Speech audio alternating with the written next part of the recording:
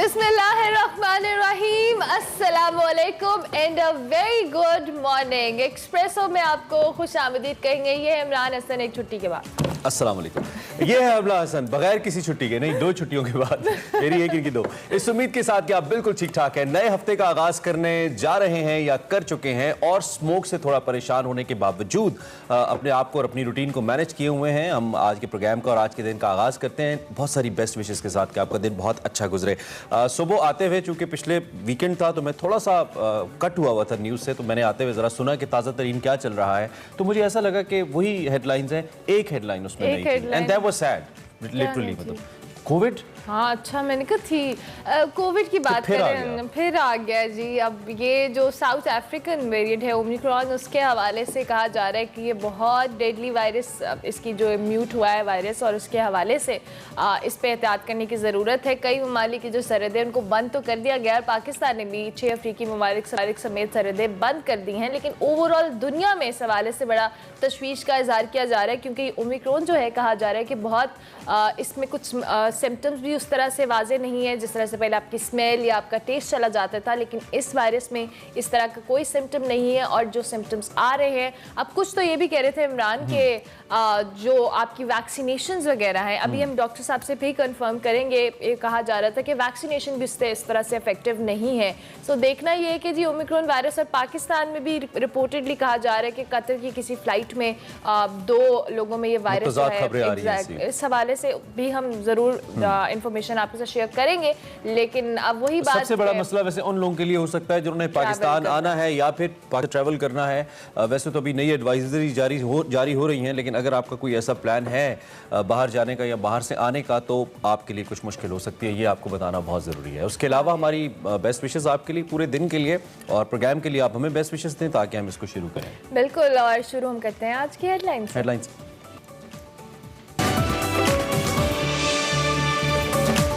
मुल्क में elite culture बड़ी रुकावट, वजीर आजम इमरान खान मुल्क में अशराफिया और माफियाज की इजारादारी तोड़ने के लिए पुरज़्म। नोट लो वोट दो, लाहौर का ज़िमनी इलेक्शन वोटिंग से पहले ही मुतनाज़े हो गया। वोट खरीदने की मुबैना वीडियो सोशल मीडिया पर वायरल हो गई। कराची वालों के लिए खुशखबरी, वफाकी हुकूमत का 25 दिसंबर को ग्रीन लाइन बस शुरू करने का ऐलान। ट्रायल ऑपरेशन 10 दिन में शुरू होगा। कोरोना की नई किस्म ओमिक्रॉन से दुनिया भर में खलबली मच गई। पाकिस्तान की सरहदें भी हांगकांग और 6 अफ्रीकी ममालिक के लिए बंद। सेगमेंट निकले तेरी तलाश में बात करेंगे मुस्तनसर हुसैन तारर साहब से उनकी किताब लाहौर से यारकंद पर। आपने हेडलाइंस मुलाहिजा की, इससे पहले कि हम बड़ी खबर की जाने बढ़ें, आज दुनिया भर में फ़लस्तीनियों के साथ इज़हार यकजहती का दिन मनाया जा रहा है। अक़वाम मुत्तहिदा के सेक्रेटरी जनरल ने भी इस हवाले से ऑफिशियल वेबसाइट के ऊपर एक स्टेटमेंट जारी की है और उन्होंने कश्मीरियों को एक बेहतर फ्यूचर की, बेहतर मुस्तकबिल की नवीद दी है।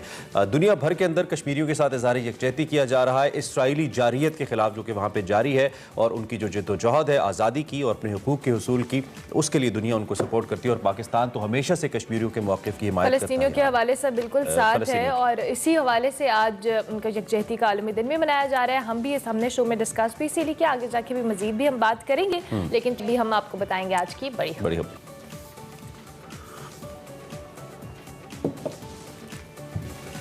बड़ी खबर हम शुरू ही कर देते हैं मेरे ख्याल में, बड़ी खबर शुरू कर देते हैं। अच्छा जी, सबसे पहले चूंकि इज़हार यकजहती हमने किया फ़लस्तीनी भाइयों के साथ और कश्मीर के साथ भी हम करते रहते हैं, सबसे पहले हम बड़ी खबर के अंदर वज़ीर आज़म के बड़े इंटरव्यू की बात कर लेते हैं, जो कि उन्होंने अमरीकी स्कॉलर शेख हमजा यूसुफ को ऑनलाइन दिया है और इस ईमान अफरोज़ गुफ्तगू थी। इसको कहा जा रहा है वज़ीर आज़म ने गुरूर, तकब्बुर, अना, गैरत, पाकिस्तान का जो ख्वाब था और कानून की हुक्मरानी पर खुलकर बात की है। रूल ऑफ लॉ को मुल्क का सबसे बड़ा मसला करार दिया है। इसके साथ एलीट कल्चर है उसको कानून की बालादस्ती में प्राइम मिनिस्टर ने कहा है कि जी वो बहुत बड़ी रुकावट है, और बताया कि पाकिस्तान को रियासत मदीना की तर्ज पर जो फलाही रियासत बनाने का ख्वाब है, गुर्बत का खात्मा है, वसाइल पैदा करना है और इसे माफियाज, अशराफियाज और इसकी इजारादारी को तोड़ना है, यही उनके मकासद है जिसके लिए वो सियासत में आए। बिल्कुल। अब दूसरी जानी बड़ी खबर में बात कर लेते हैं, नोट लो और वोट दो। 5 दिसंबर को लाहौर से कौमी असेंबली के जो हल्का NA 133 में ज़िमनी इलेक्शन होने जा रहा है और ये ज़िमनी इलेक्शन वोटिंग से पहले ही कुछ मुतनाज़ दिखाई दे रहा है।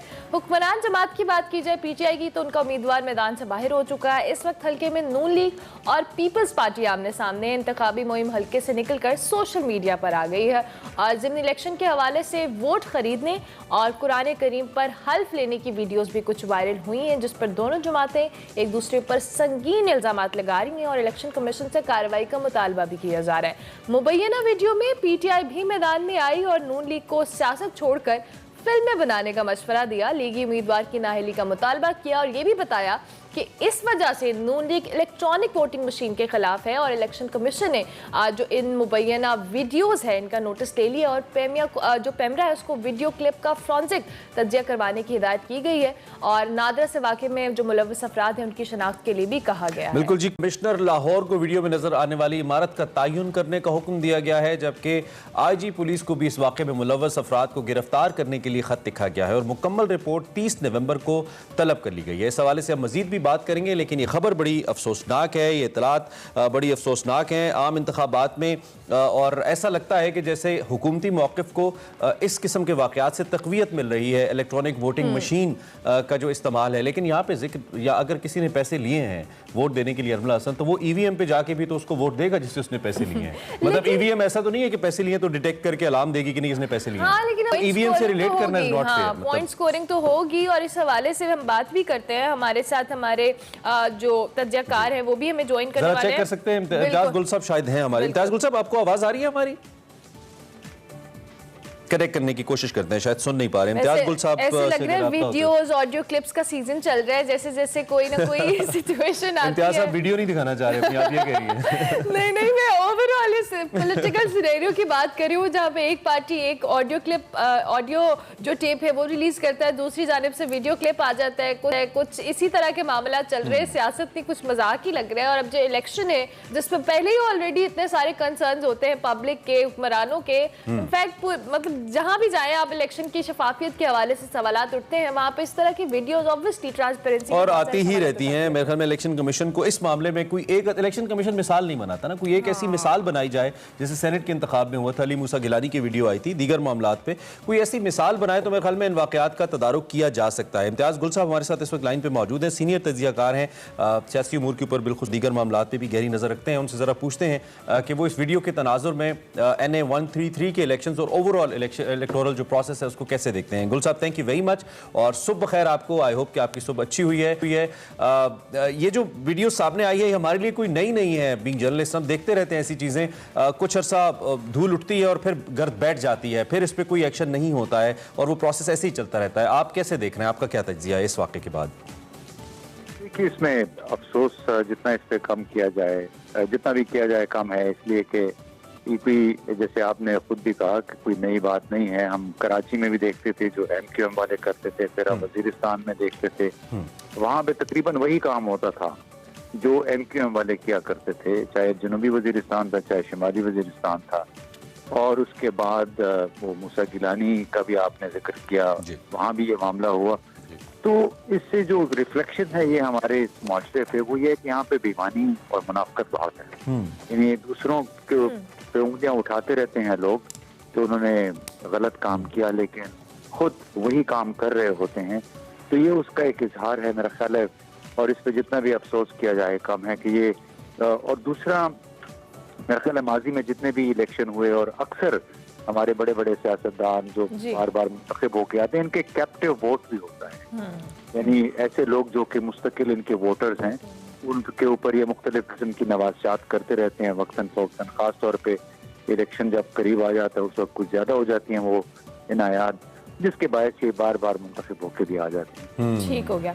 इम्तियाज गुल साहब, ये जो हमने वीडियोस देखी हैं, मुबैना वीडियोस ही हम कह रहे हैं बार बार, लेकिन जो वीडियोस के मामले इसको बड़ी जमातें जो है मुस्लिम लीग नून और पीपल्स पार्टी एक दूसरे पर इल्जामात लगा रही है और इसको EVM के खिलाफ इस्तेमाल किया जा रहा है कि इसको बेस बना के वो EVM के अगेंस्ट एक कैंपेन चला रहे हैं। ऑलरेडी कैंपेन तो चल ही रही है, लेकिन स्टिल इनकी ये जो मुखालफत है EVM को लेकर, इस सारे मामले को लेकर, क्या आपको लगता है मुखालफत दुरुस्त है?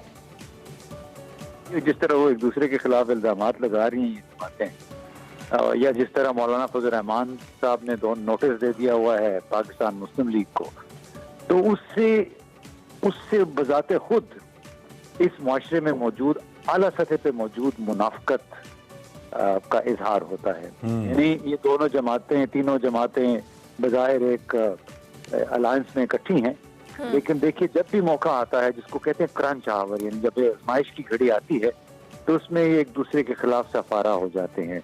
और यही बुनियादी वजह है, भले ये जो मर्जी मौक़िफ़ इख्तियार करें ये इलेक्ट्रॉनिक मशीन्स के हवाले से, एक बात वाज़ेह है कि इनके अंदरूनी इख्तलाफात, इनके सियासी डाइवर्जेंसेस बहुत ज़्यादा हैं, जिसके बायस ये जो मर्जी कहें, अब तो मेरे ख्याल आम आवाम भी जो है वो शायद इनकी इन बातों पे यकीन नहीं करेंगे।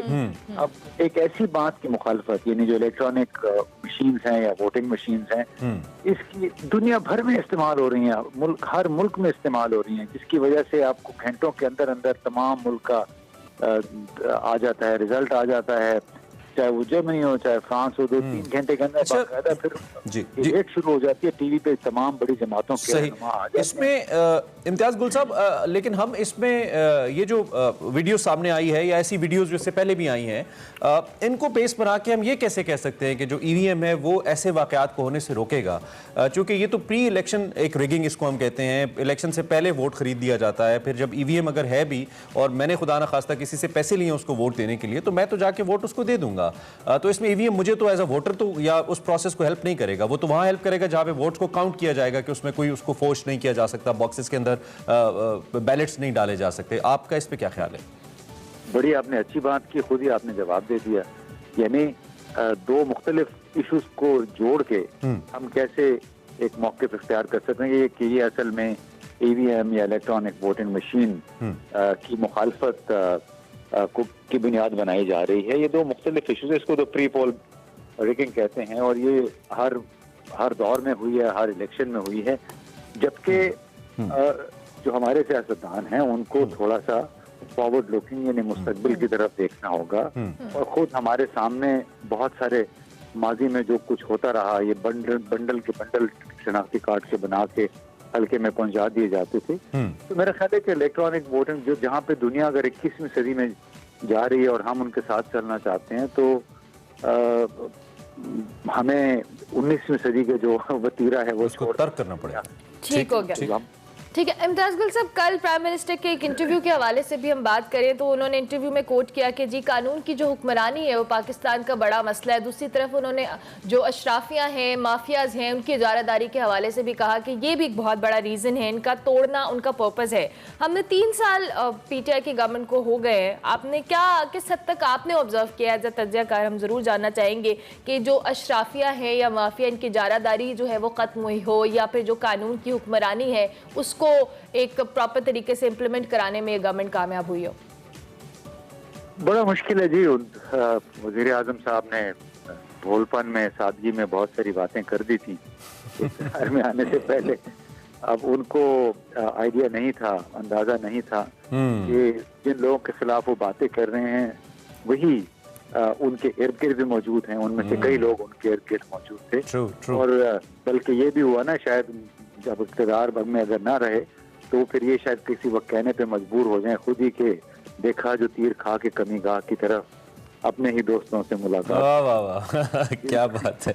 चलें, आपने हमारी सब शायराना भी कर दी सियासी अपने तज्जिए के साथ साथ। गुल साहब, थैंक यू वेरी मच, बहुत शुक्रिया कि वक्त का आपने अपना तज्जिया हमारे सामने रखा। इम्तियाज गुल सीनियर तज्जियाकार हमारे साथ मौजूद थे, और देखा जो तीर खा के कमी गाह की तरफ अपने ही दोस्तों से मुलाकात हो गई। वज़ीर आज़म के लिए शेर पढ़ा।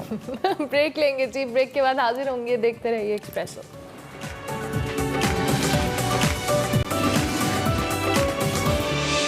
Welcome back to Expresso. वैसे तो बहुत दिन बाद हम कोविड की बात करने लगे, दिल बिल्कुल नहीं कर रहा, लेकिन अब चूंकि नई किस्म इसने दुनिया भर में जो कह लें खलबली सी मचा दी है। ओमिक्रॉन नामी कोरोना का जो नया वेरिएंट है ये साउथ अफ्रीका में सामने आया है, जिसके बाद ये वेरिएंट अब बरतानिया, Germany, Holland, Australia, Israel, Italy, Belgium, Hong Kong समेत कई मुल्कों तक फैल चुका है। ये वेरिएंट ऐसे वक्त में आया है जब दुनिया के बेशतर ममालिक की हम बात करें तो मामूल की ज़िंदगी की जानिब लौट रहे थे और वायरस की नई किस्म ने ममालिक को दोबारा हिफाजती इकदाम करने पर मजबूर कर दिया है। ओमिक्रॉन वायरस की बात की जाए तो उसको डेल्टा वेरिएंट के मुकाबले में ज़्यादा मुहलिक करार दिया जा रहा है, जिसके बाद बरतानिया, कनाडा और अमेरिका समेत दुनिया के जो कई ममालिक हैं इस वेरिएंट से बचने के लिए साउथ अफ्रीका समेत कई अफ्रीकी ममालिक से आने वाली परवाज़ों पर पाबंदी लगा दी गई है।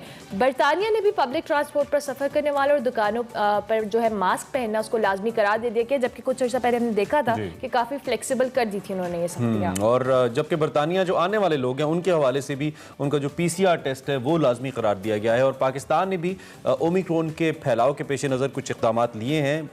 हांगकॉन्ग और साउथ अफ्रीका समेत जो 6 अफ्रीकी ममालिक हैं इस पर सफरी पाबंदियाँ लगा दी गई हैं। पाबंदी वाले मुल्कों से आने वाले मुसाफिरों को NOC से इजाज़तनामा, NCOC से इजाज़तनामा लेना होगा। और दूसरी जानिब जो मुतासरा ममालिक हैं इनमें मौजूद पाकिस्तानी 5 दिसंबर तक इजाज़तनामे के बगैर वापस आ सकेंगे, यानी कि अभी इसमें कुछ वक्त है। सफ़र से 72 घंटे पहले PCR टेस्ट की मनफी रिपोर्ट आपके लिए लाजमी करार दे दी गई है। If you want to travel to Pakistan. Sindh हुकूमत ने ओमिक्रॉन के फैलाव के खदशे के पेश नज़र तमाम वैक्सीनेटेड अफराद के लिए जो बूस्टर डोज है उसको लाजमी करार दे दिया है। सेक्रेटरी सिंध सेहत के जो हैं वो फाइजर वैक्सीन के हवाले से बतौर बूस्टर डोज उनका कहना है कि मुफ्त लगाई जाएगी। और वफाकी वज़ीर इत्तलात फवाद चौधरी ने भी खबरदार किया है कि दुनिया में जो कोविड की नई टाइप है, जो नया वेरिएंट है, इससे मईशत मुतासिर हो सकती है, हमें पेशी इक़दाम करने होंगे। Doctor Javed Akram vice chancellor university of health science वक्त हमारे साथ बराह रास्त मौजूद हैं। ऑफ एंड ऑन हम इनसे बात करते रहे हैं डिफरेंट वेरिएंट्स के हवाले से। सर डॉक्टर साहब से इसके बारे में पूछते हैं। डॉक्टर साहब, पाकिस्तान के लिए और पाकिस्तानियों के लिए सीइंग द करंट सिचुएशन, जितने वैक्सीनेटेड हम लोग हैं, ये वेरिएंट कितना मोहलिक है, आप इसको कैसे रेट करेंगे? बहुत शुक्रिया जी। देखें, ओमिक्रॉन जो है ये 24 नवंबर को यानी कि 5 दिन पहले मंजर आम पर आया और मैं समझता हूँ कि साउथ अफ्रीका की हेल्थ अथॉरिटीज़ को हमें खराज तहसीन पेश करना चाहिए कि उन्होंने फौरी तौर पे इंटरनेशनल कम्युनिटी बशमूल हम लोगों से शेयर कर लिया। इसमें बेसिकली 51 म्यूटेशंस हैं जो एकदम आई हैं। जो डेल्टा वेरिएंट था उसमें अगर हमें याद हो तो वो कोई 9 के करीब थी, तो जाहिर है इनकी तादाद काफ़ी ज़्यादा है।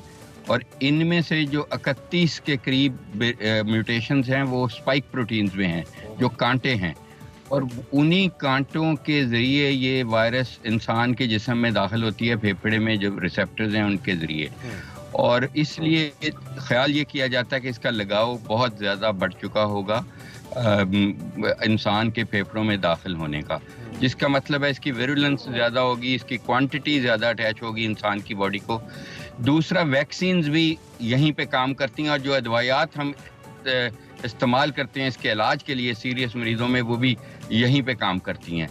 इसलिए अभी ये कहना बहुत कबल वक्त होगा कि ये किस कदर ज़्यादा नुकसानदेह होगा पाकिस्तानीज़ के लिए या दुनिया के लोगों के लिए, क्योंकि अभी इस पे तहकीक होना बाकी है। लेकिन हम इंटरप्रेट पिछली हिस्ट्री से ये कर सकते हैं कि जो भी म्यूटेशंस आती रही हैं, चाहे वो डेल्टा V117 है, चाहे वो बाकी बहुत सारी वेरिएंट अल्फ़ा गैबा आई थी, कि ये ज़्यादा ताकतवर होती है क्योंकि इस वायरस ने बीइंग जानदार अपने सर्वाइव करना है।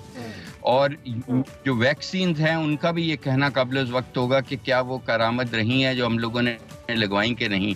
अलबत्ता वैक्सीन की तमाम कंपनीज इंक्लूडिंग मॉडर्ना ने नई वैक्सीन्स बनानी शुरू कर दी हैं जो स्पेसिफिकली ओमिक्रॉन को कवर करेंगी, जो इसकी म्यूटेशंस को कवर करेंगी।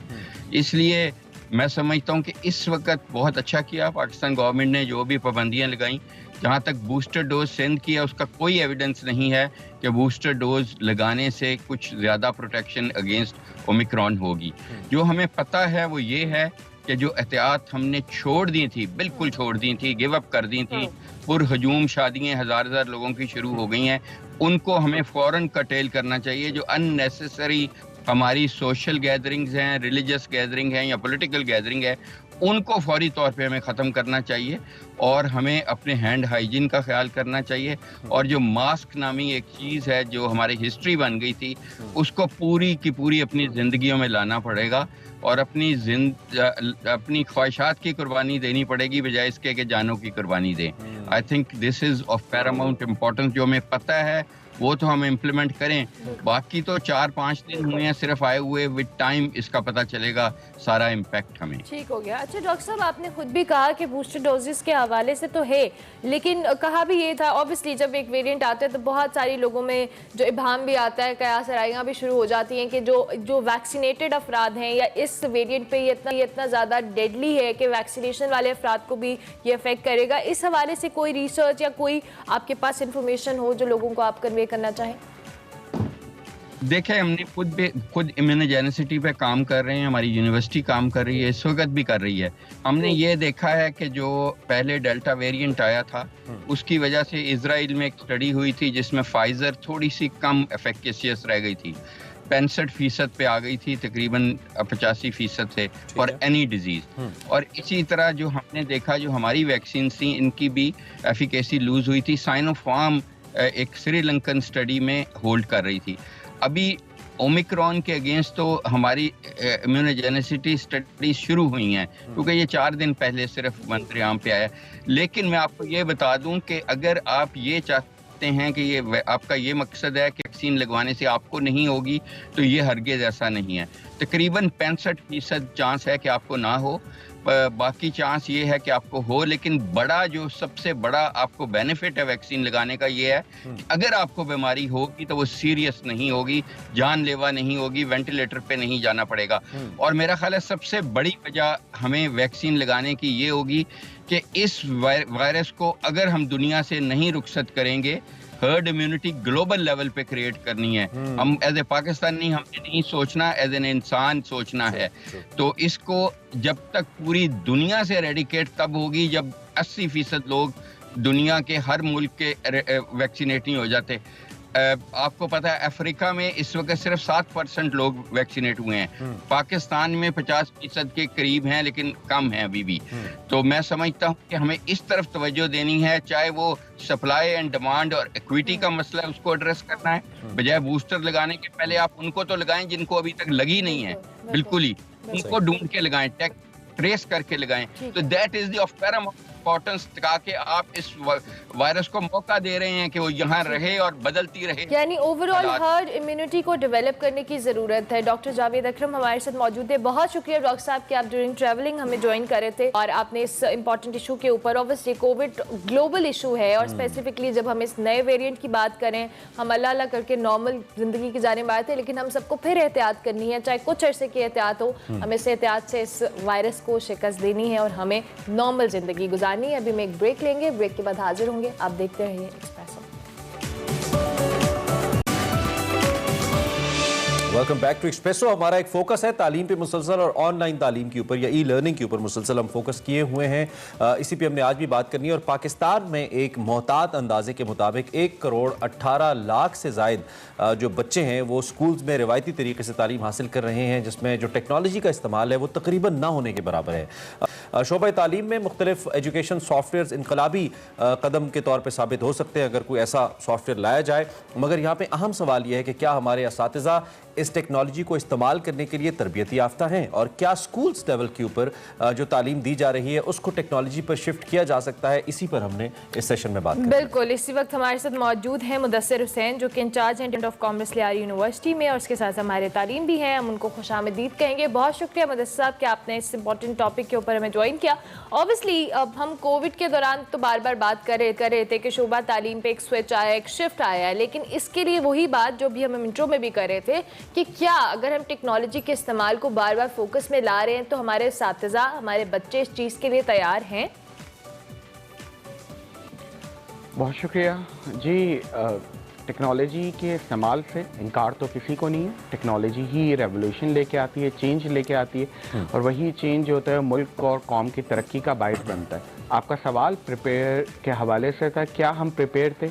बिल्कुल हम प्रिपेयर नहीं थे उस टेक्नोलॉजिकल चेंज के लिए। ना हम कोविड के लिए प्रिपेयर थे और जो कोविड के बाद की जो सूरत हाल बनी उसके अंदर भी जो हमने बेंचमार्क सेट किए थे कि हम ऑनलाइन एजुकेशन की तरफ जाएंगे, लर्निंग मैनेजमेंट सिस्टम की तरफ जाएंगे, बट अनफॉर्चुनेटली हम उसको हासिल नहीं कर सके। अगर आप डेवलप्ड कंट्रीज़ की बात करते हैं तो वो तो ऑलरेडी पिछले 10, 15, 20 साल से लर्निंग मैनेजमेंट सिस्टम की तरफ मौजूद थे। उनके पास बाकायदा तौर पे फासलाती निज़ाम तालीम का एक बहुत ही मौसर और एक भरपूर इफ़ेक्टिव निज़ाम मौजूद था। हमारे पास नहीं है और हमें जो प्रिपरेशन की ज़रूरत है मैक्रो लेवल के ऊपर अनफॉर्चुनेटली अभी भी मसाइल ज़्यादा हैं, वसाइल की कमी है और जो हमें प्रिपेयर होना चाहिए वो नहीं हो पाए। और आपके सामने अभी जब आप पिछले सेगमेंट में गुफ्तगू फरमा रहे थे डॉक्टर साहब से, तो आपने खुद हाईलाइट किया कि जो ये 4th वेव है वो बिल्कुल नियर द कॉर्नर है और वो इससे प्रीवियस सारी वेव से ज़्यादा डेडली है। तो जो सबसे ज़्यादा सेक्टर, वैसे तो ओवरऑल तमाम सेक्टर मुतासर हुए, लेकिन सबसे ज़्यादा सेक्टर जो मुतासर हुआ वो तालीमी निज़ाम था, क्योंकि हमारे पास जो डिलीवरी चैनल्स थे वो बहुत वीक थे। ठीक है। अच्छा मुदस्सिर साहब, हम ये तो बात मुसलसल अपने पिछले कई सेशंस में जो कि हम फोकस किए हुए करते आ रहे हैं कि इसके लिए ट्रेनिंग बड़ी इंपॉर्टेंट है असातिज़ा के लिए। आपसे मेरा सवाल होगा कि इस ट्रेनिंग क्या मैकेनिज्म हम बनाएं जिससे हम सबसे पहले असातिज़ा को ट्रेन करना शुरू कर दें। एक दो चीज़ें माइंड में आती हैं कि या तो असातिज़ा खुद से अपने आप को, जो कि ज़ाहिर बात है ये पढ़ी लिखी हमारी एक रिजीम है जो कि खुद को ट्रेन करना शुरू कर दे इस सिलसिले के लिए, लेकिन ओबियसली एक प्रैक्टिकल एटमॉस्फेयर क्रिएट करना बड़ा ज़रूरी होगा एक उस्ताद के लिए कि वो कम्युनिकेट करे और ट्रेन करे अपने आप को और बच्चों का जो IQ है उसको मैच कर सके उसका जो पढ़ाने का तरीका है। तो ये मैकेनिज्म क्या हो सकता है असातिज़ा की ट्रेनिंग के लिए? मैकेनिज्म डिफरेंट आप प्रपोज कर सकते हैं। अगर आप ट्रेन द ट्रेनर्स का कंसेप्ट को देखिए तो वहाँ पे कोशिश ही की जाती है कि वो ट्रेनर या वो मेंटोर जिनका काम मेंटोरिंग करना है, पहले आप उनको तो ट्रेन करें। अगर आपका लीडर ही ट्रेन नहीं होगा, जिसको लीड करना है, वही एक मिसगाइडेड होगा और वो गलत एग्जाम्पल्स को पुट करेगा, जो आपके पास मॉडर्न टेक्निक्स हैं उनको अडॉप्ट नहीं करेगा, टैक्स सेवी नहीं होगा। क्योंकि देखिए अब आपकी पूरी की पूरी जो एजुकेशन है, पूरा का पूरा सिस्टम है वो टैग बेस्ड है। आप फिन टैग की बात करें, आप मार्ट टैग की बात करें, आप आर्टिफिशियल इंटेलिजेंस की बात करें, बिजनेस इंटेलिजेंस की बात करें, आपकी कोई ऐसी फील्ड नहीं है मेडिसिन से लेके इंजीनियरिंग तक जो कि बैकअप से टैग के साथ नहीं आ रही हो। तो इसका मतलब है कि आपके जो टीचर्स हैं वो भी बहुत टैग सेवी होने चाहिए। इसी चीज़ को मद्देनजर रखते हुए जो आपको अब नए मैकेनिज्म इंट्रोड्यूस कराने, उसके अंदर एक सेल्फ पेस और सेल्फ लर्निंग का भी मैकेनिज्म होना चाहिए। आपके पास इस तरीके के मॉड्यूल्स होने चाहिए कि अगर वो टीचर जो है उसको आप यूट्यूब पे या किसी भी जगह पे कुछ लेक्चर्स प्रोवाइड करें जो कि एक सेल्फ पेस के ऊपर हों, जिसके अंदर उसको कुछ चैप्टर्स को लर्न करने के बाद क्विजेस देने हो और उसके बाद उसकी सर्टिफिकेशन हो, वो बहुत ज़रूरी है। हम अक्सर बेशतर अपॉइंटमेंट लेने के बाद 10-15 साल बाद अपने आप को बहुत अच्छा टीचर समझते हैं। तो ये चाहिए कि हमें हर 5 साल बाद, 10 साल बाद कोई ऐसी सर्टिफिकेशन या रिफ्रेशमेंट कोर्स हमें रिक्वायर्ड है। There is another very important point जो कि मेरे माइंड में आया, वो एक्सेप्टेबिलिटी के हवाले से है। यानी कि हमने अगर एक बच्चा जिसको हमने उसकी बुनियादी तालीम के साथ सॉफ्टवेयर पढ़ाना शुरू किया या उसको IT के ऊपर लगाया, तो वो तो शायद उसके लिए एक्सेप्टेबिलिटी एक प्रॉब्लम ना हो, लेकिन हमारे वो बच्चे जो ग्रेजुएशन लेवल पे हैं या मास्टर्स लेवल के हमारे जो स्टूडेंट्स हैं उनके लिए एक्सेप्टेबिलिटी बड़ी मुश्किल है। और कोविड में मुझे यही लगा कि लोग शायद जो स्टूडेंट्स हैं वो एक्सेप्ट नहीं कर पाए उस सिस्टम को, डाइजेस्ट नहीं कर पाए वो जो चेंज था। इसके लिए you think we need some sort of psychological guidelines, या इसके लिए आप माहिर तालीम के तौर पे क्या समझते हैं, क्या हल है इसका? फुली एग्रीड, आपके इस सवाल से फुली एग्रीड। और आपने जो एक्सेप्टेंस की बात की तो आपने सिर्फ और सिर्फ सिंगल आउट किया तालिब इल्म को। मैं तो ये कहता हूँ कि माँ बाप भी एक्सेप्ट नहीं कर पाए थे जो इस से एक सडन चेंज हुआ था।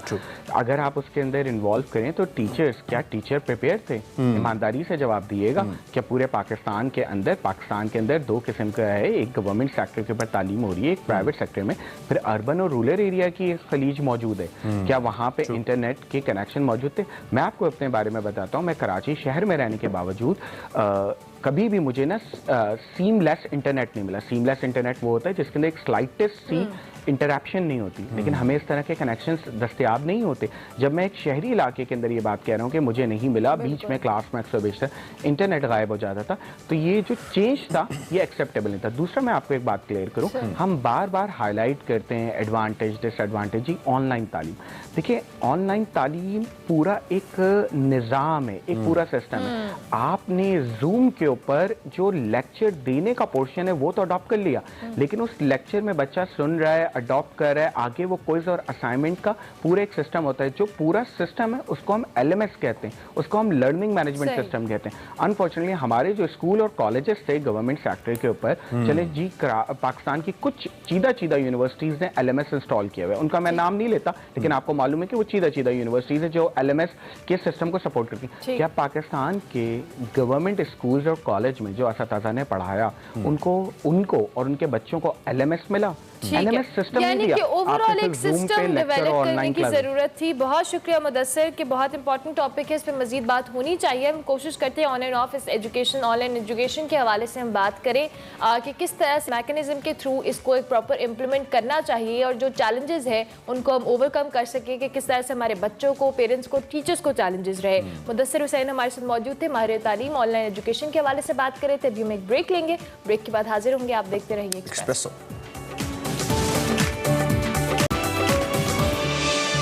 Welcome back to Expresso. अब एक कुछ वीडियो और कुछ पिक्चर्स हमारे पास मौजूद है, बल्कि पिक्चर्स नहीं है, स्पेसिफिकली एक न्यूजीलैंड में एक पॉलिटिशियन थी और उनको जूली एने और वो एक बच्चे को पैदा करने वाली थी लेकिन उनको लेबर पेन था और उसमें वो बाइक चलाकर यानी साइकिल चलाकर हॉस्पिटल तक गई। खवातीन के हवाले से ये कुछ हमने सोचा कि आपसे इसलिए शेयर किया जाए कि बहुत सारी खवातीन बहुत सारे तरीकों में इंस्पायरिंग होती है, किसी पे डिपेंडेंट नहीं होती, और यही एग्जांपल यहाँ की पॉलिटिशियन ने भी सेट की। वैसे तो न्यूजीलैंड के पॉलिटिशियंस के हवाले से कहा जाता है कि मेजॉरिटी जो वहाँ पे बड़ी डाउन टू अर्थ, बड़ी वो एग्जाम्पल सेट करने वाले। इससे पहले भी हमने इनके पार्लियामेंट में एग्जाम्पल देखी थी जहाँ पे एक इनकी जो रुकने पार्लियामेंट थी वो एक बच्चे के साथ आ गई थी और वहाँ पे अपने बच्चे को। मैं यहाँ पे सिर्फ एक बात करना चाहिए, वो तमाम वर्किंग वुमेन जो कि इस सिचुएशन में अपने ऑफिसेज में जाती हैं या वर्क प्लेस पे जाती हैं, दे मस्ट बी रिस्पेक्टेड। उनको रिस्पेक्ट करना चाहिए। जो हेल्थ इश्यूज है वो सबके साथ होते हैं और this is the natural process, तो रिस्पेक्ट बहुत जरूरी है, खासतौर पे हमारी सोसाइटी के अंदर। एग्जैक्टली, ऑब्वियसली हर एक अपनी किसी ना किसी सिचुएशन में होता है। चले जनाब, ये हमने आपके साथ ऑन लाइटर साइड पे डिस्कस की, लेकिन अब हम आपको खिलाएंगे देसी खाना, वो भी वारिस निहारी, सुबह सुबह। ओए होए होए, देसी फूड।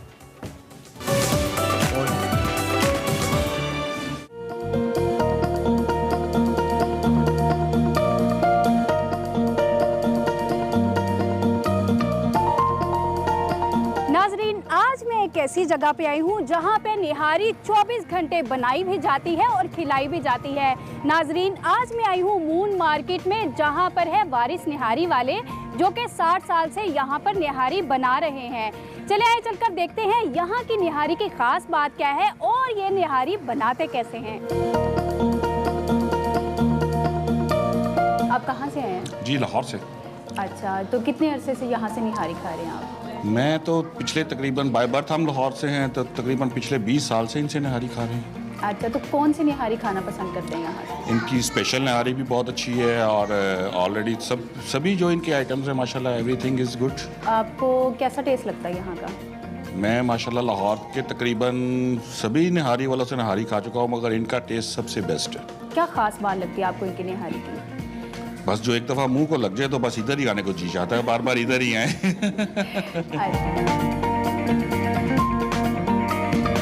आपने कौन सी निहारी ऑर्डर की थी? ऑर्डर की है, स्पेशल निहारी ऑर्डर की है, प्लेन भी की है, स्पेशल भी की है, दोनों की। अच्छा, टेस्ट कैसा लगा आपको? टेस्ट इनका गोर्जियस, अच्छा टेस्ट है इनका। निहारी के साथ आपने क्या खाया? कुलचा खाया, नान खाया? नहीं, हमने नान खाया और साथ कोल्ड ड्रिंक्स वगैरह। कितने अरसे से आप निहारी खा रही हैं यहाँ से? मेरे हाल 10-15 साल तो हो गए हैं, लेकिन जब भी दिल करता है टेस्ट के लिए कि बाहर से नाश्ता करें तो फिर निहारी खाते हैं और वो यहाँ आके। कहाँ से आई हैं? मैं वलेंशिया टाउन से आई हूँ। अच्छा, तो आपने कौन सी निहारी खाई है यहाँ से? हम लोगों ने यहाँ पे स्पेशल निहारी मंगवाई है, उनकी ये खाई है और काफ़ी अच्छा 10/10 टेस्ट है इनका, क्वालिटी बहुत फ्रेश है, सर्विस बहुत अच्छी है। हम तो रेकमेंड करेंगे किसी ने लाहौर में निहारी खानी है तो सबसे बेस्ट प्लेस वारिस निहारी। अच्छा, इतनी शौकीन लग रही हैं आप इनकी निहारी की, आपको क्या खास बात लगती है इनकी निहारी की? इनकी टेस्ट वाइज जो है, जो स्पाइसेस हैं वो बहुत अच्छे इन्होंने मैनेज किए हुए हैं, फ्रेशनेस है और जो इनकी जो गरम मिलती है और सर्विस बहुत अच्छी है। अच्छा, तो कितना अर्सा हो गया आपको यहाँ से निहारी खाते हुए? मोस्टली तकरीबन 10 to 11 ईयर्स तो हो ही गए हैं। आपने कौन सी निहारी खाई है? मैंने स्पेशल निहारी। क्या खाया है इसके साथ निहारी के? कुलचा खाया है, नान खाया है? नान। अच्छा, तो टेस्ट कैसा लगा आपको?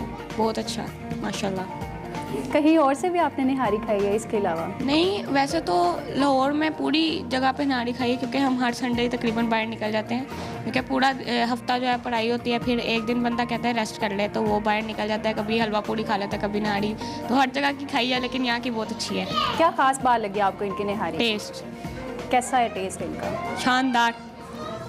शानदार। इनकी स्पाइसेस बहुत अच्छी होती हैं, मतलब कि इनकी ज़्यादा, अगर मुझे स्पाइसी पसंद है तो मैं ज़्यादा स्पाइसी लेती हूँ, तो इसी तरह ही फ्रेश होती है, अच्छी होती है। आप कौन सी निहारी खा रहे हैं? बीफ की। बीफ निहारी बीफ मंगवाई निहारी। थी। अच्छा, कैसा टेस्ट लगा आपको? बहुत अच्छा टेस्ट है। और कितने अरसे से खा रहे हैं यहाँ से निहारी?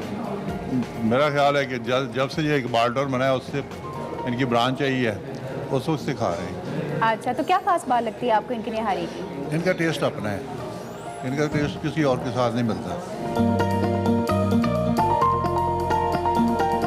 हमारे साथ मौजूद हैं यहाँ के ऑनर हसन आरिफ साहब। आप मुझे बताएं कि ये काम कब और किसने शुरू किया था? ये काम जी हम लोगों के बड़ों ने स्टार्ट किया था। मेरे दादा ने, मेरे दाया अबू ने स्टार्ट किया था। उसके बाद मेरे वालिद साहब इन्वॉल्व हो गए थे इस फील्ड में, और 1960 में जो है हम लोगों ने ये काम स्टार्ट किया था, और उसके बाद अब तक अल्हम्दुलिल्लाह इसको हम लेके चल रहे हैं। तो तकरीबन जो है वो 60 साल के करीब होने को आ रहे हैं इस काम को लेकर। किन खास मसाला जात से आप निहारी तैयार करते हैं? मसाला जात तो बड़े इकसाम के हैं, लेकिन बात है प्योरिटी की। प्योरिटी की पहचान हमारे बड़ों से हमें आई है, तो वो प्योरिटी को पहचान करके वो चीज़ इस्तेमाल करने की वजह से जो है ना वो हमारे खानों में लज्जत है, हमारे मसालों की जो है ना वो महक है, खुशबू है। और निहारी बनाने में कितना वक्त लगता है? निहारी जो हम लोग बनाते हैं वो एक देग में 12-12 घंटे भी लग जाते हैं, तो 8 से 12 घंटे के अंदर हमारी निहारी तैयार होती है।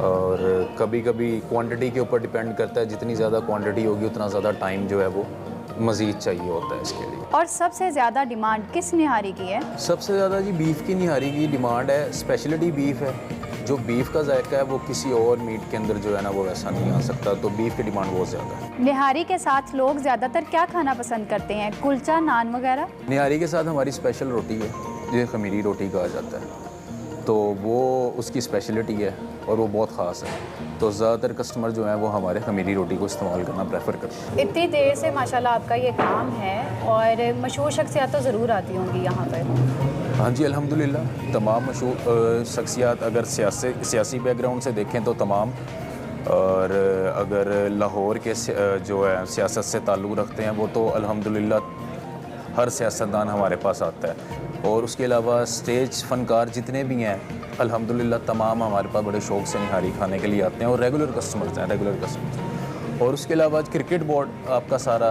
क्रिकेटर्स 92 का वर्ल्ड कप की जो सारी चैम्पियन टीम है वो हमारे पास माशाल्लाह मुसलसल आती रही है। सर्दियों में निहारी ज़्यादा खाई जाती है या गर्मियों में? सर्दियों में ज़्यादा होती है, क्योंकि थोड़ी ताकतवर डिश है, गर्म डिश है, तो सर्दियों में डिमांड इसकी काफ़ी ज़्यादा होती है। लाहौर में आपकी कितनी ब्रांचेज़ हैं और कहाँ कहाँ हैं? लाहौर में हमारी 2 ब्रांचेज़ हैं, एक अनारकली और एक इकबाल टाउन मॉल में। नाजरीन, मेरे लिए नाश्ता आ चुका है, जिसमें है बीफ निहारी, चिकन निहारी, मगज़ और नली, और इसके साथ आया है आधे पेड़े वाली दूध वाली रोटी, शीर माल और खमीरी रोटी। इसको ट्राई करते हैं। नाजरीन, ये वाकई बहुत ज़्यादा लजीज है, आप लोग भी एक बार ज़रूर ट्राई करें। मिलते हैं अगले नए देसी खाने के साथ। अल्लाह हाफिज़। एक्सप्रेसो में आपको एक बार फिर से खुशामदीद, और अब एक अच्छी खबर आपको देंगे कि सऊदी अरब ने उम्रा ज़ायरीन के लिए ज़्यादा से ज़्यादा उम्र की जो हद की पाबंदी है वो ख़त्म कर दी है। सऊदी वजारत हज और उम्रा के मुताबिक बैरून मुल्क से 18 साल से ज़्यादा जो जायद उम्र है उसके तमाम अफराद को आने की इजाज़त होगी। और सऊदी मीडिया के मुताबिक पहले जो ख्वाहिशमंद अफराद थे उम्रा की, उनकी उम्र जो हद मुकर्रर की गई थी वो 18 से 50 साल के दरमियान होना ज़रूरी थी, लेकिन अब ये हद ख़त्म कर दी गई है। और जो बूढ़े अफराद हैं, क्योंकि कोविड की वजह से ये सिचुएशन वैक्सीनेशन और ये जो मामला किए गए थे, लेकिन अब जो 18 से 50 बरस तक की उम्र के जो जायद अफराद हैं वो जा सकते हैं। और लेकिन अब मुझे खदशा ये है कि इस नए वेरिएंट के बाद शायद रिव्यू हो जाए, लेकिन फिल वक्त ये अच्छी खबर है कि अब जो जायद उम्र के अफराद हैं वो भी जा सकते हैं। अल्लाह हम सबको जाने की तौफीक अता करे, दिखाए।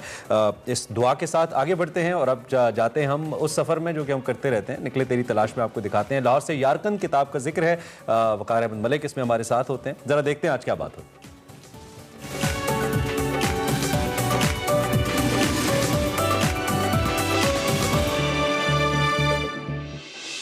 अस्सलाम वालेकुम नाज़रीन, मैं हूं वकार अहमद और आप देख रहे हैं निकले तेरी तलाश में। तार साहब से हमारी गुफ्तगू का जो सिलसिला है वो लाहौर से यारकंद, जो उनका एक बहुत ही खूबसूरत सफ़रनामा है। और लाहौर से यारकंद की जो गुज़श्ता किस्त थी वो बड़ी दिलचस्प थी। उसमें हमने देखा कि कुरान का एक कदीम नुस्खा जो था, कलमी नुस्खा, वो तार साहब ने वहाँ पर देखा, जिसके ऊपर एक इबारत थी, मौलाना अहमद अली का उनमें नाम था, जो कि यहाँ लाहौर के जय्यद आलम थे, और उस इबारत में लाहौर का भी जिक्र है। तो वो बड़ी एक कमाल चीज़ थी, जिससे हमें आइडिया होता है कि लाहौर के जो उलमा है, या जहाँ पे इस धरती की जो उलमा है, उनकी जो तालीम है, उनका जो इल्म की खुशबू जो है वो सेंट्रल एशियन और कहाँ दूर दूर तक फैली है। तो ऐसी तो नहीं कहते कि लाहौर लाहौर है। बहरहाल तार साहब से जो है गुफ्तगू का सिलसिला जारी है। और तार साहब बहुत शुक्रिया। तार साहब, तरपान जो है, इसके हवाले से आपने उसका मतलब भी लिखा है तरपान का कि ज़रखेज़ी की कसरत वाली ज़मीन। और तरपान के हवाले से थोड़ा सा बताइए, वहाँ के अंगूरों के बागात के हवाले से थोड़ा सा बताइए। और तरपान से आपकी किताब पढ़ के ऐसे लगता है जैसे आप बहुत ज़बरदस्त और बहुत ज़्यादा उससे मुतासिर हुए, उस सरज़मीन से, तरपान से। अच्छा, तरपान जो है, मेरा ख्याल है कि मेरा जो सिंकियांग का सफ़र था जी, उसमें सबसे ज़्यादा जो फैसिनेटिंग और अनएक्सपेक्टेड, अच्छा, जिस तरह होता है ना कि भाई आप सहरा में चले जा रहे हैं और एकदम एक शहर उभरता है, ना आप उसके नाम से वाकिफ़ हैं, ना उसकी ये जानते हैं कि यहाँ रहता कौन है। सही। इसी तरह तरपान था, जिसके बारे में मैं इल्म ही नहीं रखता था। मैं ये वकार, ये हम बहुत कम जानते हैं इस दुनिया के बारे में। हम बहुत यानी कम इल्म है, दुनिया बहुत बड़ी, यहाँ पता नहीं क्या क्या है। और तुरपान देखने के लिए मैं शुक्रगुजार हूँ अकरम ज़की साहब का, फौत हो गए। वो हमारे मेरे ख्याल चाइना में एम्बेसडर भी रहे और अपना मेरे बहुत अच्छे वाकिफ़ थे और फॉरेन सेक्रेटरी भी शायद रहे। तो जो चाइनीज़ एम्बेसडर की थी दावत इस्लामाबाद में, उसमें मुझसे उन्होंने पूछा कहाँ कहाँ जा रहे, मैंने बताया। कहने लगे आप तुरपान नहीं जा रहे। मैंने कहा वो क्या चीज़? अच्छा। कहने लगे कि तुरपान के बगैर आपका ट्रिप कंप्लीट ही नहीं हो सकता। मैंने कहा जी वो तो शेड्यूल बन के आ गया। उन्होंने फिर उनसे बात की, उनके तार साहब को तुरपान ज़रूर लेके जाइए। अब तुरपान जो है, आप जाते हैं और मतलब डेसोलेट माउंटेन सारा कुछ है, ठीक है। तुरपान जो है वो जो है सतह समुंदर उससे नीचे, अच्छा। पुराना शहर है, ईगोर शहर है, मतलब वहाँ पे चाइनीज़ बहुत कम आपको हान मिलते हैं। जो प्योरिटी है कल्चर की आपको तुरपान में मिलेगी, ठीक है। और एक चीज़ जो आपको हैरत में मुब्तला करती, इतने ज़्यादा अंगूर हैं कि जिस तरह हमारे जो घर होते हैं बंगले वगैरह, उनकी बाहर की दीवारों पे वो खट्टी की बाड़ लगी है, फलां की बाड़ लगी, इसी तरह बाड़ के तौर पे वहाँ पे अंगूर की बेलें होंगी। और मेरा ख्याल है कि शायद दुनिया भर में, लेकिन कम से कम चाइना में जितनी किशमिश बनती है वो सारी तुरपान के अंगूरों की होती है। और वहाँ पे आप देखेंगे कि छतों पे वो हवादार किस्म के कमरे बने हुए हैं, वहाँ वो अंगूर सुखाया जाता है और किशमिश उससे तैयार होती है। वहाँ पे एक पार्क है, वहाँ पे 1 किलोमीटर लंबी एक अंगूरों का सैरगाह है, अच्छा। और उसके दोनों तरफ लकड़ी के वो जो हैं बने हुए चौकटे, उनके ऊपर अंगूर चढ़े हों। तो आप ज़रा इमेजिन करें कि आप जब निगाह करते हैं तो 1 किलोमीटर तक अंगूर लटके हुए हैं। मतलब इट्स अमेजिंग। हमारे तो अंगूर ज़रा एक रेयर चीज़ है ना, हमारे इलाके में तो उतना नहीं होता। हैरत मुझे इस बात पे हुई कि एक तो गर्म इलाका, मतलब तुरपान जो है उसमें धूप में चलना बड़ा मुश्किल होता है। वहाँ अंगूर शायद कोई ख़ास नस्ल है वो हो जाती है, बहुत शदीद गर्मी है। इसी तरह ही अंगूर मैंने देखा तकला मकान डेजर्ट के एजेस पे, क्योंकि हमारा ख्याल है कि अंगूर सर्द क्लाइमेट का फल है, लेकिन वहाँ ऐसा नहीं है। तार साहब, आपने बड़ा मुफस्सल जिक्र किया है कारेज़ के हवाले से और सफ़ेद अंदी मछलियों के हवाले से। तो ये कारेज़ जो आपने देखी और कारेज़ म्यूज़ियम आपने कहा, वो कारेज़ म्यूज़ियम क्या है? वहाँ पे बलूचिस्तान में भी कारेज़ हैं, लेकिन वहाँ पे यानी कारेज़ म्यूज़ियम क्या है और ये सफ़ेद अंदी मछलियों वाला फिनोमेना क्या है? अच्छा, कारेज़ वकार वो एक बड़ी फैसिनेटिंग चीज़ है, हमें बहुत कम इल्म है दुनिया का भी, अपने आप का भी नहीं। मैं जब निकले तेरी तलाश में लिख रहा था, और उस ज़माने में बड़ा शौक़ भी था रिसर्च का, ईरान के बारे में बहुत किताबें पढ़ी क्योंकि ईरान जाना था, अफ़गानिस्तान के बारे में पढ़ी वगैरह वगैरह। तो उसमें मैंने एक आई स्टिल रिमेंबर किताब, किसी पुरानी किताब 100-150 साल, वो उसका उन्वान था white blind fish of Persia या ईरान। उसमें कारेज़ों का जिक्र था कि वहाँ पे ज़ेरे ज़मीन नहरें हैं। फिर मैंने थोड़ी बहुत तहकीक की तो मालूम हुआ कि हमारे बलूचिस्तान में भी ऐसा है, वहाँ कारेज़ हैं। और कारेज़ है क्या? ऐसा इलाका जहाँ शदीद गर्मी पड़े और वहाँ पे नहर का पानी जो आता है वो एवेपोरेट हो जाता है, इतनी ज़्यादा गर्मी होती। अब पानी को कैसे किया जाए, वो फिर उस ख़ास एंगल देख के ज़मीन से नीचे, अब मतलब कि हर इलाके में मुख्तलिफ डेप्थ्स होती है गर्मी के हवाले से, और उसको खोदना क्योंकि वो गिर सकती है ऊपर, और उसको फिर ले जाना और उसका एंगल ऐसा रखना कि वो ऐसी जगह पे जा निकले, उसके बाद आबपाशी की जाती। ये बहुत मतलब मुशक्क़त वाला काम। तो वहाँ पे कारेज़ म्यूज़ियम था, क्योंकि सबसे ज़्यादा कारेज़ें जो हैं वो तुर्पान में पाई जाती हैं, क्योंकि वहाँ गर्मी बहुत। अच्छा, कारेज़ में जो मछलियाँ हैं वो अंधी होती, अंधी से मुराद उनकी आंखें नहीं होती। ये कुदरत का एक करिश्मा है कि क्योंकि वो अंधेरे में रहती हैं, उन्हें रोशनी की ज़रूरत ही नहीं है, उन्हें देखने की ज़रूरत ही नहीं है। इस तरह कुदरती तौर पे उनका इर्तिका ऐसा हुआ कि उनकी आंखें नहीं हैं, दे डोंट रिक्वायर दम। तो वो कारेज़ म्यूज़ियम देखा, और वहाँ पे जो सबसे लंबी कारेज़ थी, वहाँ पे हिस्ट्री लिखी हुई थी, वो शायद 5 किलोमीटर ज़ेर ज़मीन, और वो किसी हाजी साहब ने बनाई थी, और उनका नाम लिखा हुआ है, मुझे अब नाम याद नहीं।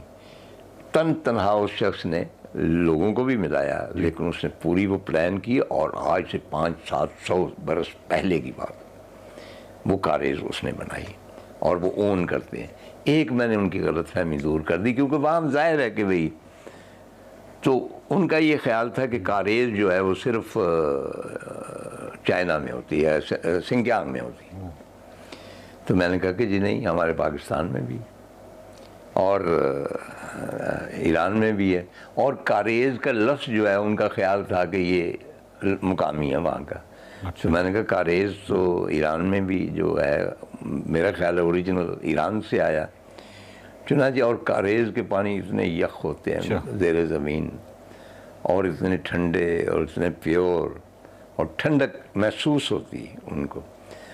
तो ये एक बहुत बड़ा तजर्बा था कारेज़ के। असल जो कारेज़ बह रही है उसके सीढ़ियों के साथ नीचे जाना और उसके पानी से मुँह हाथ धोना।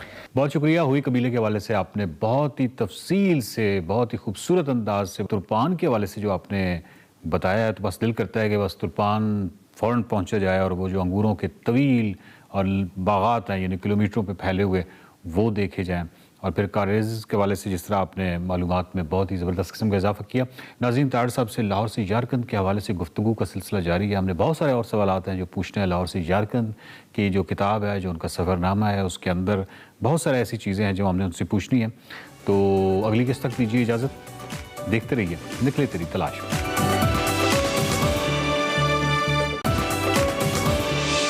Welcome back to Expresso. Expresso hero की बात करते हैं, और जब हम YouTube कभी अगर खोलें तो उस पर हम एक नाम लिखें इरफान महसूद, तो आपको नीचे एक लिस्ट नज़र आती है डिफरेंट वर्ल्ड रैकेट्स की, कि इतने ज़्यादा रिकॉर्ड्स इन्होंने बनाए हैं और वो वर्ल्ड रिकॉर्ड सिर्फ पाकिस्तान की हद तक महदूद नहीं है, Guinness book of world record के अंदर उनका इंदराज मौजूद है। और अब तक हमें जो मालूम पड़ा है, वैसे हम उनसे कंफर्म भी करेंगे, कुछ 43 रिकॉर्ड हैं जो अपने नाम ये कर चुके हैं और इसमें 13 रिकॉर्ड सिर्फ रिवायती हरीफ भारत के खिलाफ है। और इस वक्त सैकड़ों बच्चे हैं जो इरफान जिनको ट्रेन भी कर रहे हैं और ये वजीरिस्तान का एक ऐसा रोशन चेहरा है जिसको हम मंजर आम पे लाए थे। मुझे याद है पहली दफ़ा हम ही ने इनको एक्सप्रेसो में इंटरव्यू किया था और आज फिर हमने सोचा इनसे बात करें। एक लंबी फहरिस्त है इरफान की अचीवमेंट और अभी इनका एक और रिकॉर्ड भी जो है वो Guinness book of world record में रजिस्टर हुआ है। इरफान हमारे साथ मौजूद है। इरफान मसूद, बहुत शुक्रिया कि आप एक्सप्रेसो में ज्वाइन किया और आपको मुबारकबाद कि आपका एक और रिकॉर्ड रजिस्टर हुआ। किस हवाले से था, किस कैटेगरी में था, हमारे देखने वालों को बताइएगा। सबसे पहले मैं आप लोगों का शुक्रिया अदा करना चाहूँगा कि आप लोगों ने मुझे अपने प्रोग्राम में दोबारा मौका दिया। ये रिकॉर्ड था गिनीज वर्ल्ड रिकॉर्ड्स की तरफ से most extreme strikes in 1 minute. इसका टारगेट था 200 1 मिनट में करने थे। मैंने 1 मिनट में 256 टारगेट अचीव किया था। फिर गिनीज वर्ल्ड रिकॉर्ड वालों को ये रिकॉर्ड मैंने भिजवाया था। अल्हम्दुलिल्लाह कल इसका जो ईमेल है और अप्रूवल भी हो चुकी है, अप्रूव भी हो चुका है और गिनीज वर्ल्ड रिकॉर्ड की जो वेबसाइट है वहाँ पे रिकॉर्ड अपडेट भी हो चुका है। बहुत ज़बरदस्त। तो बेसिकली आप मिक्स मार्शल आर्ट आपकी एक्सपर्टीज़ हैं। हम देख रहे हैं कि बहुत सारे वजीरिस्तान के मुख्तलिफ जो बच्चे हैं, आप सिर्फ खुद अपने आप तक इस टैलेंट को महदूद नहीं रख रहे हैं, आप उनको भी ट्रेन कर रहे हैं। तो किस किस्म की गेम्स के अंदर वहाँ पे जो वजीरिस्तान का हमारा यंग टैलेंट है उसका इंटरेस्ट है और आपका फोकस क्या है इन बच्चों को लेकर? इनको कहाँ तक पहुँचाना है आपने, किधर लेके जाना है इनको?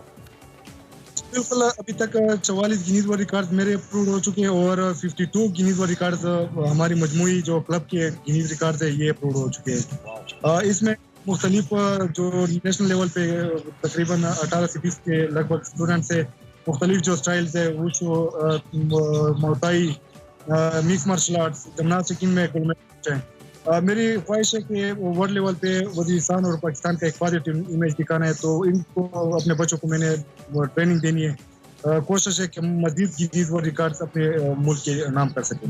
ज़बरदस्त। अच्छा, थोड़ी सी अपने बच्चों को जो आप ट्रेन करते हैं किस हवाले से ये हमारे देखने वालों को ज़रूर बताइएगा। कितने बच्चे आप अब तक ट्रेन भी कर चुके हैं जिनको आप मिक्स मार्शल आर्ट और दीगर जो एक्सपर्टीज़ है वो सिखा रहे हैं? अभी तक 2015 में मैंने मार्शल आर्ट्स एकेडमी की स्टार्ट की हुई थी। अभी तक अल्हम्दुलिल्लाह तकरीबन 450-500 के लगभग स्टूडेंट ट्रेनिंग ले चुके हैं और इसमें ये है कि मुख्तलिफ जो स्टूडेंट्स हैं उनको हम ट्रेन कर रहे हैं। मुख्तलिफ जो डिपार्टमेंट में वहाँ पे फ्री एजुकेशन के लिए भी उनको भिजवाया हुआ है। जो पाक आर्मी है वहाँ पे भी स्पोर्ट्समैन वहाँ पे गए हुए हैं। कोशिश है कि अपने इलाके के जो यूथ हैं उसको एक पॉजिटिव ट्रैक पे लेके आना है। हम जो वीडियोस देख रहे हैं ये बिल्कुल आप अपने तौर पे नीचे आम रूटीन वाले मैट्रेसेस रख के और उनको आप इस्तेमाल करते हुए और कुशन्स के साथ आप लोग प्रैक्टिस कर रहे हैं। ओबियसली प्रोफेशनल इक्विपमेंट नहीं है, लेकिन इसके बावजूद न सिर्फ आप प्रैक्टिस करें बल्कि वर्ल्ड रिकॉर्ड्स भी बना रहे हैं। ये एक तो कितना चैलेंजिंग है। और लास्ट टाइम भी आपने अपील की थी हमारे शो में जब आप आए थे, आपको कोई हुकूमती सरपरस्ती हासिल नहीं थी वहाँ पे KPK के अंदर। क्या अब भी वही सिलसिला है, वही बेरुखी है हुकूमत की आपकी तरफ, या अब कुछ आपको इमदाद मिली है कहीं से, कोई इदारा आपके साथ खड़ा हुआ है? जी बिल्कुल, आप लोग अगर वीडियो में देख सकते हैं तो हम एक प्राइवेट स्कूल है वहाँ पे गेम करते हैं, सेकंड टाइम वहाँ पे गेम करते हैं। हमारे पास वो इक्विपमेंट अवेलेबल नहीं है। इन बच्चों को मैं टायरों के थ्रू कुछ जो वहाँ पे घास हैं, कुछ मिट्टी में, कुछ फॉर्म्स, फटे पुराने फॉर्म्स है, उसी के ऊपर मैं ट्रेनिंग दे रहा हूँ। अभी तक उस लेवल पे हमें गवर्नमेंट फैसिलिटीज प्रोवाइड नहीं की है और बार बार प्लेटफॉर्म पे हमने गवर्नमेंट से अपील भी की है कि हमें सपोर्ट करें, हमें इक्विपमेंट प्रोवाइड करें ताकि ये जो बच्चे हैं ये पाकिस्तान का मुस्तकबिल हैं, ये टैलेंट ज़ाया हो रहा है। इनको अगर फैसिलिटीज प्रोवाइड की जाए तो ये वर्ल्ड लेवल पे भी गिनीज वर्ल्ड रिकॉर्ड मुख्तलिफ प्लेटफॉर्म पे पाकिस्तान की नुमाइंदगी कर वो मजीद भी ये आगे जा सकते हैं। ठीक हो गया। इरफान, आगे क्या प्लान है? कितने रिकॉर्ड और बनाने हैं आपने और किस तरह से आपने अपना गोल जो है टारगेट सेट किया हुआ है कि अब आपने ये करना है? अभी मेरा जो गोल है वो 50 गिनीज वर्ल्ड रिकॉर्ड मैंने बनाने कोशिश है कि मजीद अपने स्टूडेंट्स को इंट्रोड्यूस कराऊं, चाहे वो फाइट में, जिम्नास्टिक में हो या गिनीज वर्ल्ड रिकॉर्ड में। तो इंशाल्लाह कोशिश है कि सबसे पहले मैंने 50 पूरी करनी है, उसके बाद फिर देखते हैं कि आगे मैं वैसे तो हर नया रिकॉर्ड बनाने पे इंसान को अच्छा लगता है, इंसान अचीव करता है, और आपकी तो इतनी मेहनत होती है, इतना हार्ड वर्क होता है, इतनी प्रैक्टिस ट्रेनिंग होती है पीछे। लेकिन जब भारत के खिलाफ आप रिकॉर्ड कोई तोड़ते हैं या उसको टारगेट करते हैं कि अब ये वाला रिकॉर्ड हमने तोड़ना है, देन आप करके दिखाते हैं, तो क्या फील होती है? और भारत के पीछे क्यों पड़े हुए आप रिकॉर्ड्स को लेकर? हम स्पोर्ट्समैन, इसमें 30 गिनीज वर्ल्ड रिकॉर्ड सिर्फ पुशअप्स कैटेगरी में मैंने बनाए हुए। मुख्तलिफ जो ममालिक है, यूके, अमेरिका, फिलिपाइन हो गया, मुख्तलिफ ममालिक के गिनीज वर्ल्ड रिकॉर्ड मैंने ब्रेक किए। लेकिन इंडिया और हमारी कंपटीशन चलती रहती है, तो उसके गिनीज वर्ल्ड रिकॉर्ड तोड़ने में काफ़ी खुशी महसूस होती है। बस इसी के थ्रू हम कोशिश करते हैं कि इंडिया को बीट कर सके। अभी तक गेम के लिए आपको बड़ा खिराज तहसीन है कि वो आपने बहुत अच्छे से आप कर रहे हैं। दूसरा, आप अपने इलाके को, जिसके लोग, एक तो वजीरिस्तान इलाका बड़ा खूबसूरत है, बहुत कम लोगों ने देखा हुआ है, बहुत ही खूबसूरत इलाका है पाकिस्तान का, नंबर 1। और नंबर 2, वहाँ के लोग टैलेंटेड बहुत हैं, यूथ इतनी टैलेंटेड है। इरफान को ये भी क्रेडिट जाता है अरमला कि वो दुनिया के सामने उसका वो पॉजिटिव चेहरा लेकर आ रहे हैं, जो शायद दुनिया को असल में देखना चाहिए कि हमारा वजीरिस्तान और वजीरिस्तान के रहने वाले जो वजीर हैं या दीगर कबाइल हैं वो कितने ज़्यादा टैलेंटेड हैं। तो ये दोनों इनकी अचीवमेंट्स हैं इस सूरत हाल। Wish you very best of luck Irfan, बहुत शुक्रिया। एंड आपको एक बार फिर से मुबारकबाद अपने इतने सारे रिकॉर्ड बनाने पे। उम्मीद करते हैं कि आप आगे भी और रिकॉर्ड बनाएंगे, हम आपको फिर अपने एक्सप्रेसो में बुलाएंगे और हम भी रिकॉर्ड बनाएंगे एक्सप्रेसो में ले लेंगे। और आपके बिहाफ पे हम फिर गवर्नमेंट से रिक्वेस्ट करेंगे कि बहुत सारे इरफान महसूस साहब जैसे लोग हैं जो अपने तौर पर बहुत सारे बच्चों को ट्रेन कर रहे हैं और इतना दुनिया भर में पाकिस्तान को रिप्रेजेंट करके पाकिस्तान का नाम रजिस्टर करवा रहे हैं कि यहाँ पर कितना एक सॉफ्टवेयर इमेज है पाकिस्तान को, उसको दुनिया को दिखा रहे हैं। तो आप भी कुछ होश के नाखुन लें, कुछ उनको कुछ सपोर्ट करें, कम से कम एक जिम ही बना दें और कुछ नहीं, एक ट्रेनिंग सेंटर ही बना दें। Irfan, thank you very much, बहुत शुक्रिया, आपने हमें वक्त दिया और आप हमारे साथ, आप हमारे हीरो हैं। Keep going, keep growing. अभी हम ब्रेक लेंगे, ब्रेक के बाद हाजिर होंगे, आप देखते रहिए एक्सप्रेसो।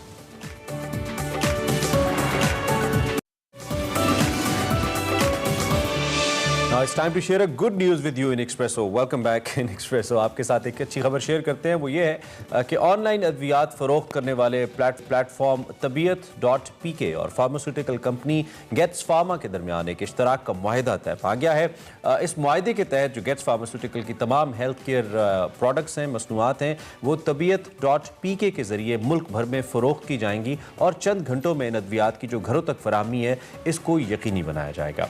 मुआहिदे पर तबीयत.pk के जो CEO हैं असद खान और गेट्स फार्मा के डायरेक्टर मेडिकल अफेयर्स डॉक्टर जाजेब कमाल खान हैं, उन्होंने दस्तखत किए। और डॉक्टर जाजेब कमाल खान के हवाले से आपको बताओ तो गेट्स फार्मा के डायरेक्टर मेडिकल अफेयर्स हैं, बिजनेस एडमिनिस्ट्रेशन में मास्टर्स किया हुआ है और किंग्स कॉलेज लंदन से क्लिनिकल प्रोडक्ट डेवलपमेंट की तस्दीक शुदा जो करंटली इनरोल्ड हैं इसमें, और मरीज की हिफाजत और क्लिनिकल ट्रायल्स के अंदर माहिर भी समझे जाते हैं। बिल्कुल, तबीयत.pk के बानी और CEO Asad Duke Khan university, Asad Khan साहब ड्यूक यूनिवर्सिटी से MBA ग्रेजुएट हैं और 20 साल से ज़्यादा का जो तजर्बा है वो भी रखते हैं। मेड्स एंड मोर की बुनियाद रखने से पहले वो सबसे बड़ी जो health care data science company थी उसमें जनरल मैनेजर के तौर पर भी खदमात सर अंजाम दे चुके हैं। हमारे साथ डॉक्टर जाजेब Kamal Khan, director medical affairs Getz Pharma, और इसके साथ साथ असद खान CEO तबीयत.pk मौजूद हैं। हम दोनों को खुशामदीद कहेंगे। Thank you very much Asad साहब एंड बहुत शुक्रिया जाजेब साहब आपका भी।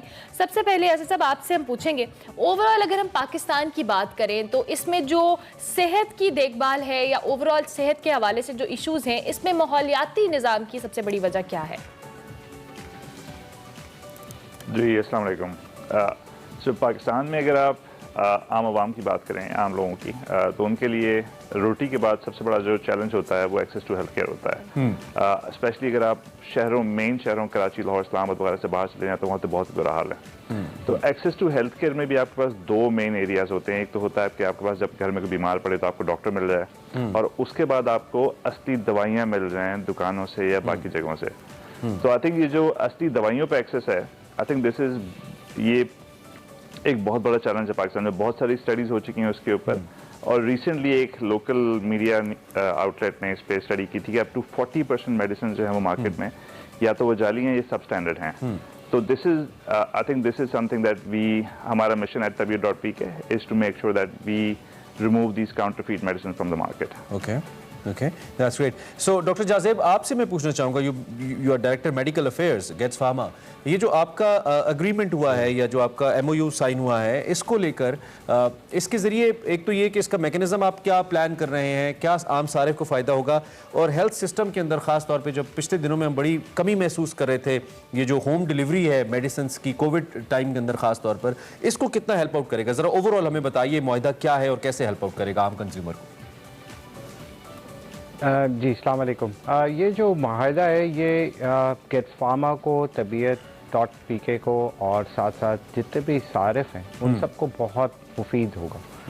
वो इस तरह मुफीद होगा जैसे साहब ने अभी बताया कि पाकिस्तान में बहुत सारी अद्वियात ऐसी हैं जो कि जाली हैं या सब स्टैंडर्ड।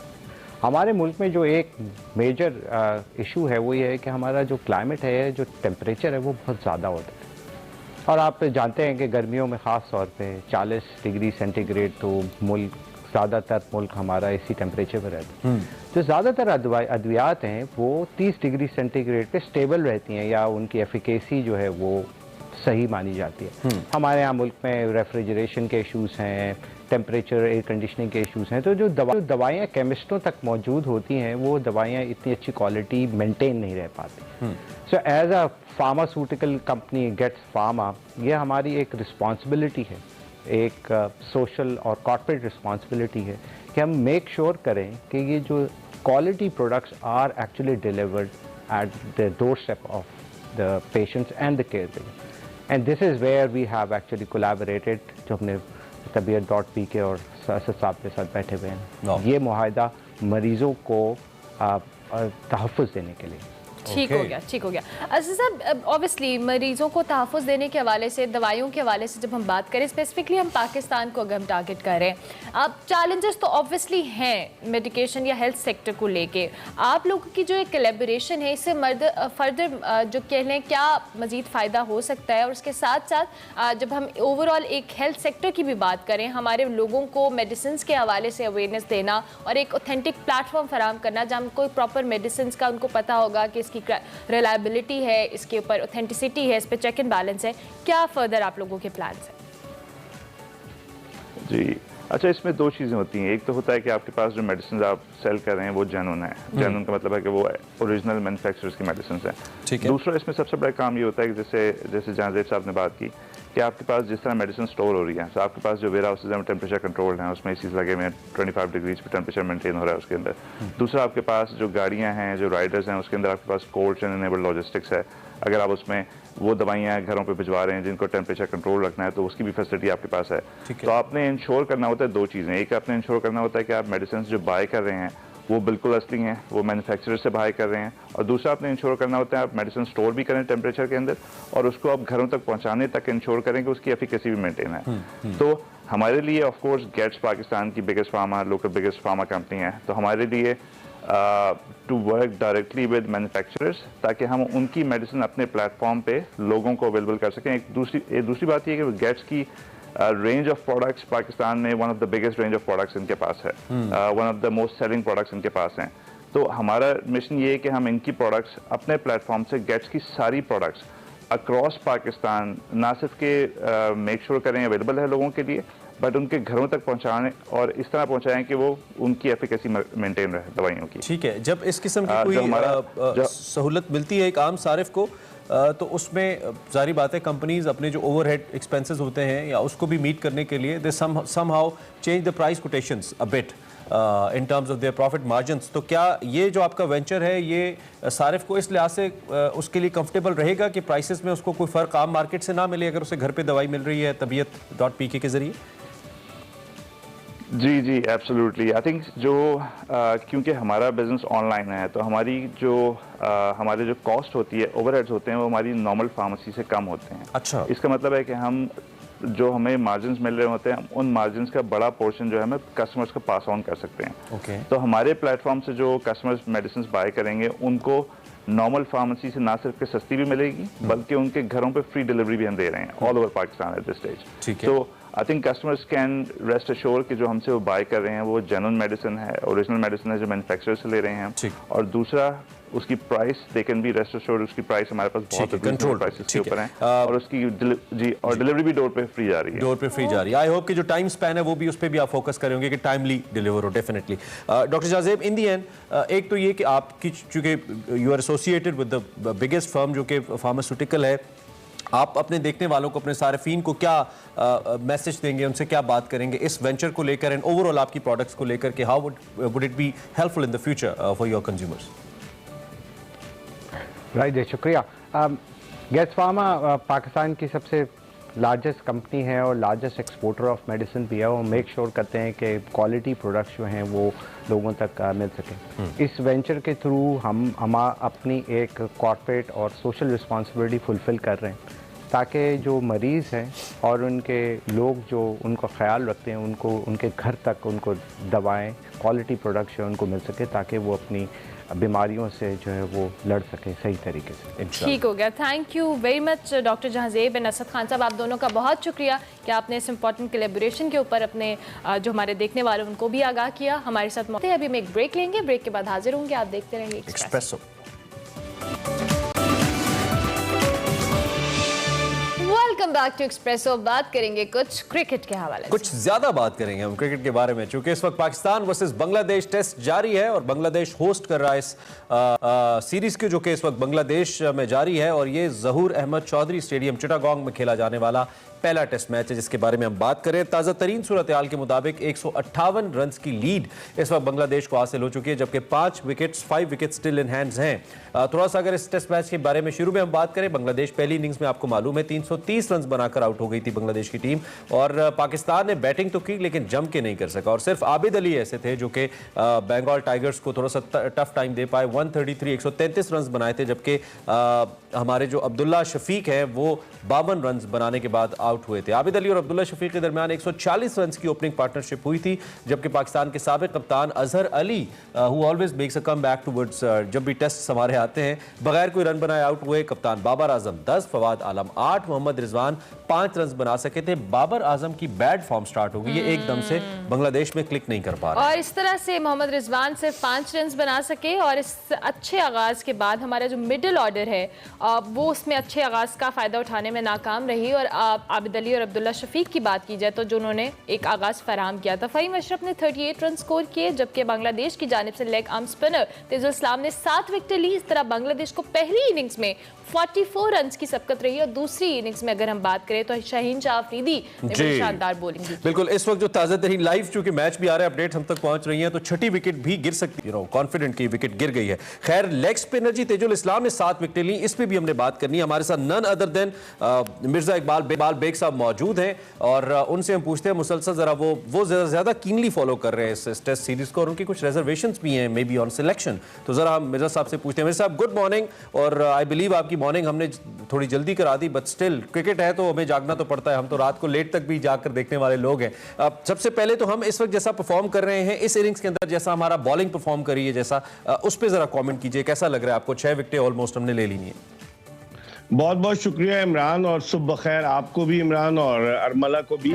और सिचुएशन जो है वो बड़ी एक ग्लूमी टाइप की सिचुएशन होती जा रही है वक्त गुजरने के साथ साथ, क्योंकि अगर बांग्लादेश की टीम ने 200 या उससे ज्यादा रन का हदफ दिया पाकिस्तान को तो मुश्किल हो सकती है। आप देखें पाकिस्तान का मिडिल ऑर्डर जो था वो सिर्फ 23 रन बना सका ओवरऑल टोटल। जिस तरह आप अभी अजहर अली का जिक्र कर रहे थे, बाबर आजम का जिक्र कर रहे थे, बाबर आजम ने गुज़िश्ता 17 टेस्ट इनिंग्स में कोई सेंचुरी नहीं बनाई है। टेस्ट मैचेस की बात कर रहा हूँ, तो आप अंदाजा लगा लें कि वो टेस्ट मैचेस में बाबर आजम के लिए मुश्किल है। और जिस तरह की आप बॉलिंग की बात कर रहे थे इमरान, हमारी बॉलिंग अब खास तौर पर हमारे स्पिनर्स ने बड़ा हमें मायूस किया है। साजिद खान जो 2 टेस्ट मैच खेले थे उनको इस टेस्ट मैच में भी मौका दिया और उनके स्टॉन्च सपोर्टर कौन है? विकेट कीपर मोहम्मद रिजवान, जिन्हें बड़ा फेथ है साजिद खान पर। वो कहते हैं इसे खिलाएं। जब यासिर शाह नहीं खेल रहे तो आप लेग स्पिनर को डालें। एक तो आपने उस्मान कादिर को बाहर कर दिया, T20 का बना दिया।